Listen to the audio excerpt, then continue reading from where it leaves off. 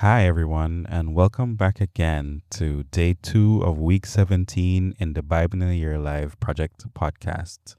Today, we'll be reading from 2 Samuel chapters 1 to 4. We start this new book, and we'll be reading from the Message version. My name is Shane, and don't forget that you can join us every Sunday at 6:30 p.m. Eastern Daylight Time on Zoom, where we discuss all the things that we've gone through this week. You can write down your questions and write down anything new that you've learned and share with us in that meeting. The details to join that meeting are in the description below, or you can find them on our website at BIAYL But for now, let us dive into today's reading. 2 Samuel chapter 1. Shortly after Saul died, David returned to Ziklag from his rout of the Amalekites. 3 days later, a man showed up unannounced from Saul's army camp. Disheveled and obviously in mourning, he fell to his knees in respect before David. David asked, "What brings you here?" He answered, "I have just escaped from the camp of Israel." "So what happened?" said David. "What's the news?" He said, "The Israelites have fled the battlefield, leaving a lot of their dead comrades behind, and Saul and his son Jonathan are dead." David pressed the young soldier for details. "How do you know for sure that Saul and Jonathan are dead?" "I just happened by Mount Gilboa and came on Saul, badly wounded and leaning on his spear, with enemy chariots and horsemen bearing down hard on him. He looked behind him, saw me, and called me to him. 'Yes, sir,' I said, 'at your service.' He asked me who I was, and I told him, 'I am an Amalekite.' 'Come here,' he said, 'and put me out of my misery. I am near dead already, but my life hangs on.' So I did what he asked. I killed him. I knew he wouldn't last much longer anyway. I removed his royal headband and bracelet, and have brought them to my master. Here they are." In lament, David ripped his clothes to ribbons. All the men with him did the same. They wept and fasted the rest of the day, grieving the death of Saul and his son Jonathan, and also the army of God and the nation Israel, victims in a failed battle. Then David spoke to the young soldier who had brought the report. "Who are you anyway?" "I'm from an immigrant family, an Amalekite." "Do you mean to say," said David, "that you weren't afraid to put up and kill God's anointed king?" Right then he ordered one of his soldiers, "Strike him dead." The soldier struck him and he died. "You asked for it," David told him. "You sealed your death sentence when you said you killed God's anointed king." Then David sang this lament over Saul and his son Jonathan, and gave orders that everyone in Judah learnt it by heart. Yes, it's even inscribed in the book of Jashar. O gazelles of Israel, struck down on your hills, the mighty warriors, fallen, fallen. Don't announce it in the city of Gath. Don't post the news in the streets of Ashkelon. Don't give those coarse Philistine girls one more excuse for a drunken party. No more dew or rain for you, hills of Gilboa, and not a drop from springs and wells, for there the warriors' shields were dragged through the mud, Saul's shields left there to rot. Jonathan's bow was bold. The bigger they were, the harder they fell. Saul's sword was fearless. Once out of the scabbard, nothing could stop it. Saul and Jonathan, beloved, beautiful, together in life, together in death, swifter than plummeting eagles, stronger than proud lions. Women of Israel, weep for Saul. He dressed you in finest cottons and silks, spared no expense in making you elegant. The mighty warriors fallen, fallen in the middle of the fight. Jonathan struck down on your hills. Oh, my dear brother Jonathan, I am crushed by your death. Your friendship was a miracle wonder, love far exceeding anything I have known or ever hoped to know. The mighty warriors fallen, fallen, and the arms of war broken to bits. 2 Samuel chapter 2. After all this, David prayed. He asked God, Shall I move to one of the cities of Judah?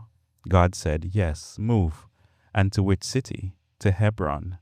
So David moved to Hebron, along with his two wives Ahinoam of Jezreel and Abigail, the widow of Nabal of Carmel. David's men, along with their families, also went with him and made their home in and around Hebron. The citizens of Judah came to Hebron and then and there made David king over the clans of Judah. A report was brought to David that the men of Jabesh Gilead had given Saul a decent burial. David sent messengers to the men of Jabesh Gilead. God bless you for this, for honoring your master, Saul, with a funeral. God honor you and be true to you, and I'll do the same, matching your generous act of goodness. Strengthen your resolve and do what must be done. Your master Saul is dead. The citizens of Judah have made me their king. In the meantime, Abner, son of Ner, commander of Saul's army, had taken Saul's sons Ishbosheth to Mahanaim and made him king over Gilead, over Asher, over Jezreel, over Ephraim, over Benjamin, king. As it turns out, over all Israel.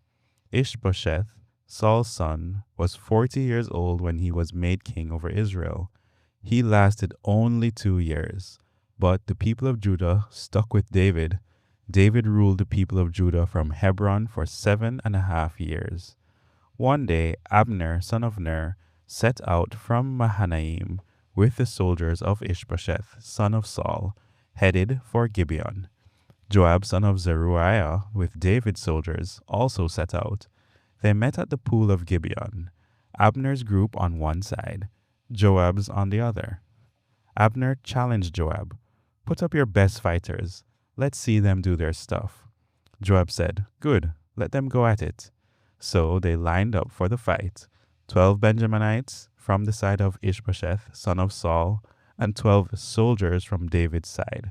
The men from each side grabbed their opponent's head and stabbed them with their daggers.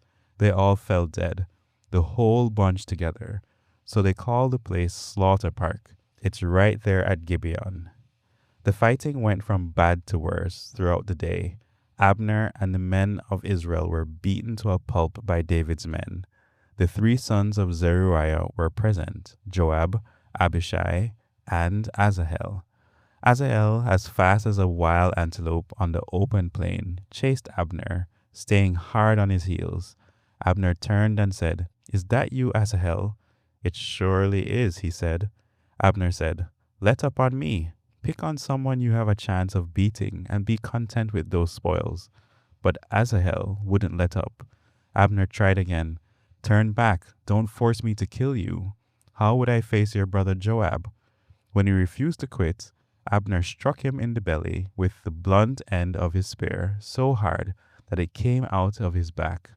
Asahel fell to the ground and died at once. Everyone who arrived at the spot where Asahel fell and died stood and gaped. Asahel dead? But Joab and Abishai kept up the chase after Abner. As the sun began to set, they came to the hill of Ammah that faced Giah on the road to the back country of Gibeon. The Benjaminites had taken their stand with Abner there, deployed strategically on a hill. Abner called out to Joab, "Are we going to keep killing each other till doomsday? Don't you know that nothing but bitterness will come from this? How long before you call off your men from chasing their brothers?" "As God lives," said Joab, "if you hadn't spoken up, we'd have kept up the chase until morning." Then he blew the ram's horn, trumpet, and the whole army of Judah stopped in its tracks. They quit chasing Israel and called off the fighting. Abner and his soldiers marched all that night up the Arabah valley. They crossed the Jordan, and after a long morning's march, arrived at Mahanaim. After Joab returned from chasing Abner, he took a head count of the army. 19 of David's men, besides Asahel, were missing. David's men had cut down 360 of Abner's men, all Benjaminites, all dead.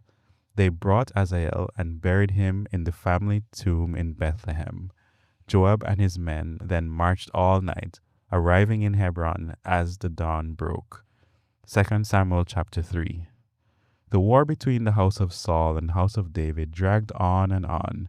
The longer it went on, the stronger David became, and the house of Saul getting weaker.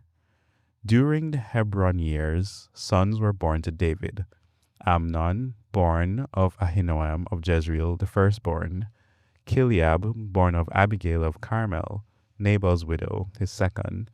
Absalom, born of Maacah, daughter of Talmai, king of Geshur, the third. Adonijah, born of Haggith, the fourth. Shephatiah, born of Abital, the fifth. Ithraim, born of Eglah, the sixth. These 6 sons of David were born in Hebron. Abner took advantage of the continuing war between the house of Saul and the house of David to gain power for himself. Saul had had a concubine, Rizpah, the daughter of Aiah. One day, Ishbosheth confronted Abner. "What business do you have sleeping with my father's concubine?" Abner lost his temper with Ishbosheth. "Treat me like a dog, will you? Is this the thanks I get for sticking by the house of your father Saul and all his family and friends? I personally saved you from certain capture by David, and you make an issue out of me going to bed with a woman? What God promised David, I'll help accomplish. Transfer the kingdom from the house of Saul and make David ruler over the whole country, both Israel and Judah, from Dan to Beersheba. If not, may God do his worst to me." Ishbosheth, cowed by Abner's outburst, could not say another word.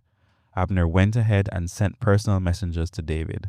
"Make a deal with me, and I'll help bring the whole country of Israel over to you." "Great," David said. "It's a deal, but only on one condition. You're not welcome here unless you bring Michal, Saul's daughter, with you when you come to meet me." David then sent messengers to Ishbosheth, son of Saul. "Give me back Michal, whom I won as my wife, at the cost of 100 Philistine foreskins." Ishbosheth ordered that she be taken from her husband Paltiel, son of Laish, but Paltiel followed her, weeping all the way, to Bahurim. There Abner told him, "Go home," and he went home. Abner got the elders of Israel together and said, "Only yesterday it seems you were looking for a way to make David your king. So do it now, for God has given the go-ahead on David. By my servant David's hand, I'll save my people Israel from the oppression of the Philistines and all their other enemies." Abner took the Benjaminites aside and spoke to them. Then he went to Hebron for a private talk with David, telling him everything that Israel in general and Benjamin in particular were planning to do. When Abner and the 20 men who were with him met with David in Hebron, David laid out a feast for them. Abner then said, "I'm ready. Let me go now to rally everyone in Israel for my master, the king. They'll make a treaty with you, authorizing you to rule them however you see fit." Abner was sent off with David's blessing. Soon after that, David's men, led by Joab, came back from a field assignment. Abner was no longer in Hebron with David, having just been dismissed with David's blessing. As Joab and his raiding party arrived, they were told that Abner the son of Ner had been there with David and had been sent off with David's blessing. Joab went straight to the king. "What's this you've done? Abner shows up and you let him walk away scot-free? You know Abner son of Ner better than that. This was no friendly visit. He was here to spy on you. Figure out your comings and goings. Find out what you're up to." Joab left David and went into action. He sent messengers after Abner. They caught up with him at the well at Sirah and brought him back. David knew nothing of all of this. When Abner got back to Hebron, Joab steered him aside at the gate for a personal word with him. There he stabbed him in the belly, killed him in cold blood for the murder of his brother Asahel. Later on, when David heard what happened, he said, "Before God, I and my kingdom are totally innocent of this murder of Abner, son of Ner. Joab and his entire family will always be under the curse of this blood guilt. May they forever be victims of crippling diseases, violence, and famine." Joab and his brother Abishai murdered Abner because he had killed their brother Asahel at the battle of Gibeon. David ordered Joab and all the men under him, Rip your cloaks into rags. Wear mourning clothes. Lead Abner's funeral procession with loud lament. King David followed the coffin. They buried Abner in Hebron. The king's voice was loud in lament as he wept at the side of Abner's grave. All the people wept too. Then the king sang this tribute to Abner. Can this be Abner dead like a nameless bum? You were a free man, free to go and do as you wished, yet you fell as a victim in a street brawl. And all the people wept, a crescendo of crying. They all came then to David, trying to get him to eat something before dark. But David solemnly swore, I'll not so much as taste a piece of bread, or anything else for that matter, before sunset, so help me God. Everyone at the funeral took notice and liked what they saw. In fact, everything the king did was applauded by the people. It was clear to everyone that day, including all Israel, that the king had nothing to do with the death of Abner, son of Ner. The king spoke to his servants, You realize, don't you, that today a prince and hero fell victim of foul play in Israel? And I, though anointed king, was helpless to do anything about it.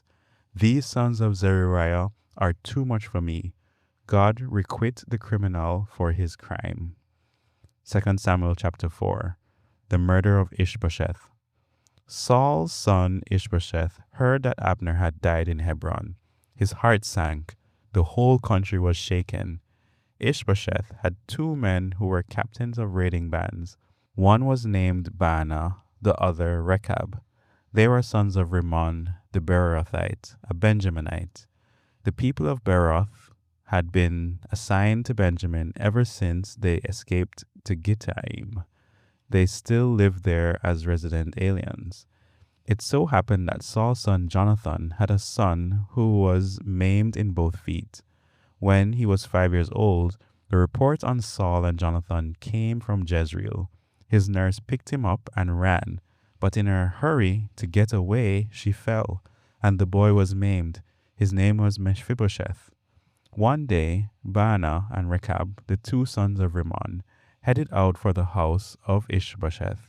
They arrived at the hottest time of the day, just as he was taking his afternoon nap. They entered the house on a ruse, pretending official business. The maid guarding the room had fallen asleep, so Rechab and Baanah slipped by her and entered the room where Ishbosheth was asleep on his bed. They killed him and then cut off his head. Carrying it off as a trophy, they traveled all night long, taking the route through the Arba Valley. They presented the head of Ishbosheth to David at Hebron, telling the king, Here's the head of Ishbosheth, Saul's son, your enemy. He was out to kill you, but God has given vengeance to my master the king, vengeance this very day on Saul and his children. David answered the brothers Rechab and Baanah, sons of Rimmon, the Beerothites, As surely as God lives, the one who got me out of every trouble I've ever been in, when the messengers told me, Good news, Saul is dead, supposing I'd be delighted, I arrested him and killed him on the spot in Ziklag. That's what he got for his so-called good news. And now you show up, evil men who killed an innocent man in cold blood, a man asleep in his own house. Don't think I won't find you guilty of murder and rid the country of you. David then issued orders to his soldiers.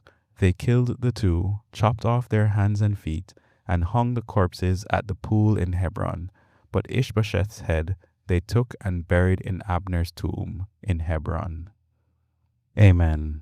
See you again here tomorrow.